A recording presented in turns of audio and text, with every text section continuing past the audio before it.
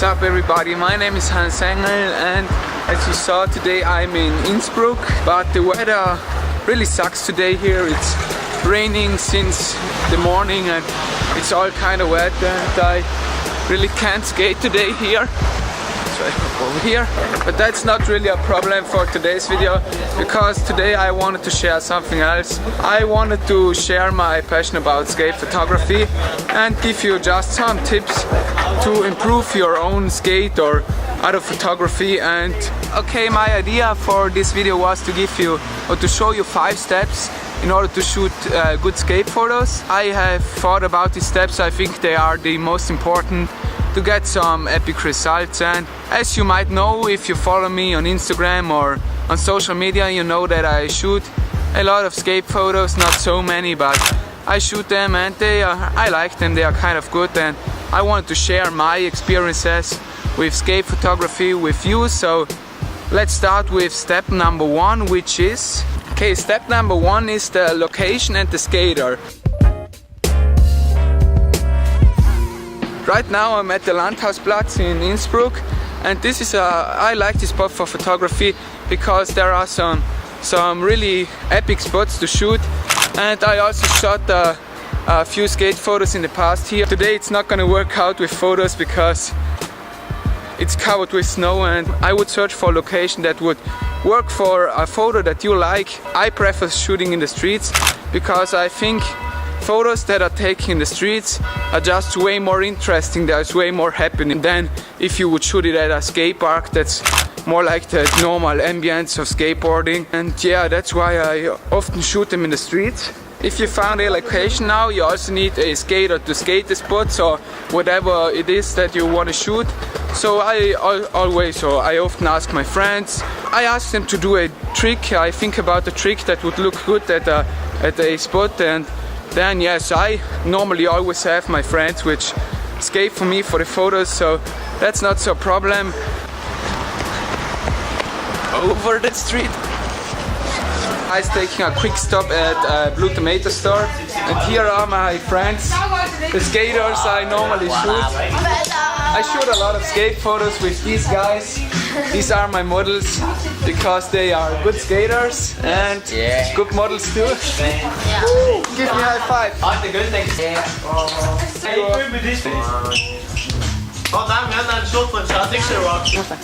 I shot a lot of skate photos with Simon.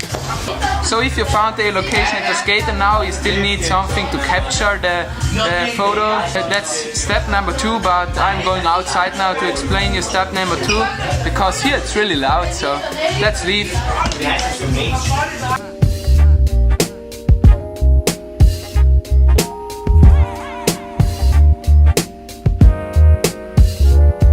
Okay, as I said, step number 2 is the gear you need to shoot the photo.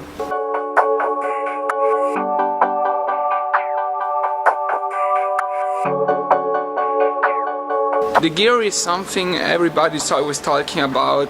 What camera should I buy, or what should I shoot it on, what should I use? And my opinion, it's actually not so important as a lot of people think. You just need something to shoot on. You can almost use anything that can take a photo to shoot a good skate photo. You can use a more expensive DSLR, but you can also use a GoPro or just your cell phone.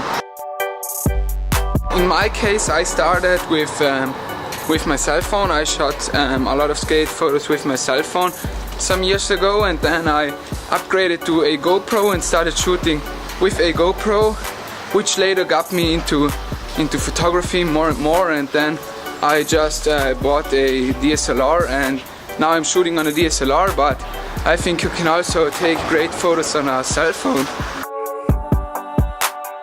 In my opinion, for skate photos and photography in general, the lens you're using is way more important and it gives the photo the look. I like using a longer lens, which gives me nice out of focus elements, and that's just a look I like. But I also love using a fisheye lens or a wider lens, because especially for skateboarding, with a fisheye lens or wider lens, the viewer gets to see way more of the motion. He feels like he's right there, and you can also show some things that you might couldn't show with a longer lens. So with a fisheye you have everything in frame, and that's what I like about it. And you can get this fisheye look with a fisheye lens for a DSLR, which I also own. But also with a GoPro you can get a pretty good fisheye look. GoPro is known for the super good fisheye looks. And airplane. There are also some other solutions for your cell phone. There are lenses you can stick on your cell phone, like fisheye lenses. They're super cheap, and you can also get some killer results with them. I also tried them. If you just want to shoot a normal skate photo, I think that's everything you need. If you would like to shoot a more professional skate photo in the night, or maybe just capture the motion better, then you will need a speed light or a strobe light, which are super expensive. Now you have everything you need to shoot the photo. So that brings me to step number 3, which is the lighting. Okay, as I said earlier, step 3 is the lighting. Okay, this might be, or this is in my opinion, the most important thing of taking skate photos and photography in general, because it's just like how your photo is going to look. And in skate photography it's not always so easy. The lighting situation is not always so good. The challenge with skateboarding photography is that skateboarding is a super fast sport, which means there's a lot of motion. That means that you have to bring your shutter speed super high, and then you often don't have enough light to get a good exposed photo. If the lighting is not so good in skateboarding, it's hard to capture all the motion without having blurry images. But I don't want to go too much into the details, because it's kind of complex, and it's like you should know about photography in general if you would like to know about these things. And I can't explain everything now, but I can give you one tip, and that is shoot at the right time of the day. I would recommend shooting at golden hour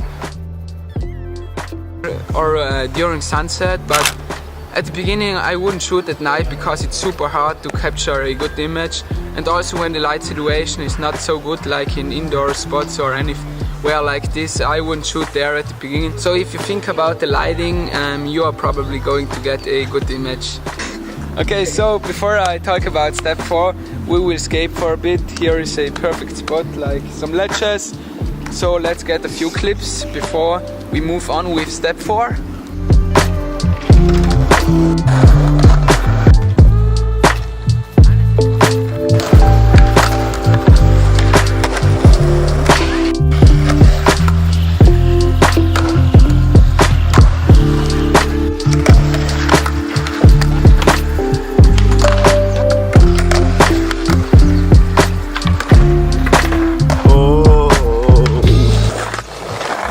Okay, now that I skated a bit, I am going over to step 4. Step 4 is composition and framing. Okay, this is a super important point, and it takes a lot of practice, but after a while you will be able to compose and frame your photos in a good way. But at the beginning it's kind of hard to think about it. Composition and framing is basically how your photo is composed and framed, how the name. If you practice taking photos more often, you will automatically practice also composing photos. And I always start when I'm at a spot or at a place, I start by looking for lines. Yeah, this wall here, right here, behind me is a perfect example of good composition. The lines are all going straight up and it's balancing the photo. And I shot a photo here some weeks ago, and that photo I think is a good example of good composition and good framing. I start by searching leading lines that highlight the situation or that highlight the skater, and then I typically search for something to frame my subject. Like for example here on this spot I use two bikes to frame my subject, and otherwise I always look for buildings or lines that frame my subject.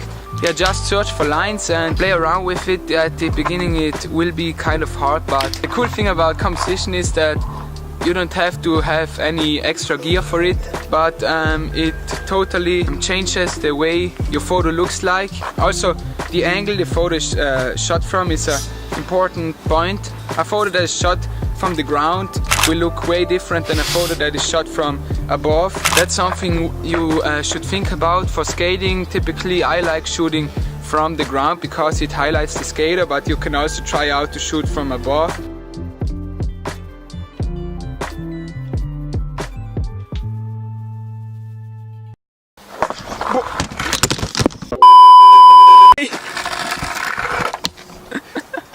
Guys, I'm so stupid. I had my camera on this seat of this bike, and now I was like standing here talking with my skateboard, and and the camera flew from the bike to the ground, and the lens hood, can I show it? It totally broke.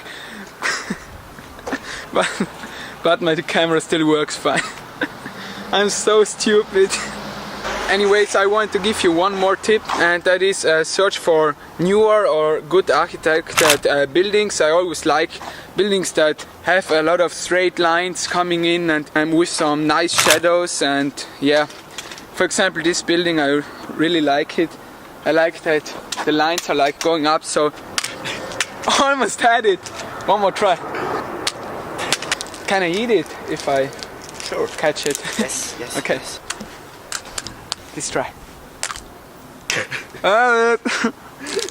Little break. Okay, the weather today here is not very good. The sky is totally blown out, but I would still like to get some B-roll for you. So let's start with a epic B-roll session right now.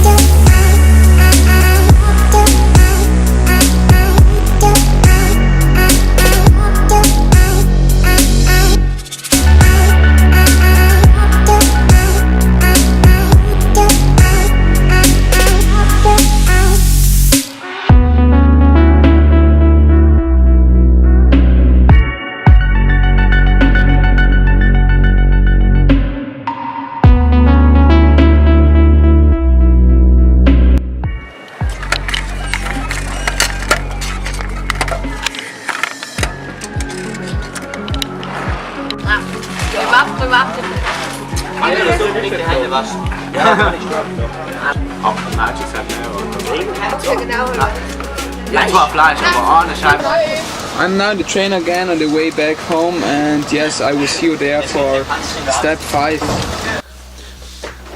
Okay guys, I'm back home now in my room, and this is the perfect place to talk about step 5, which is editing your photos.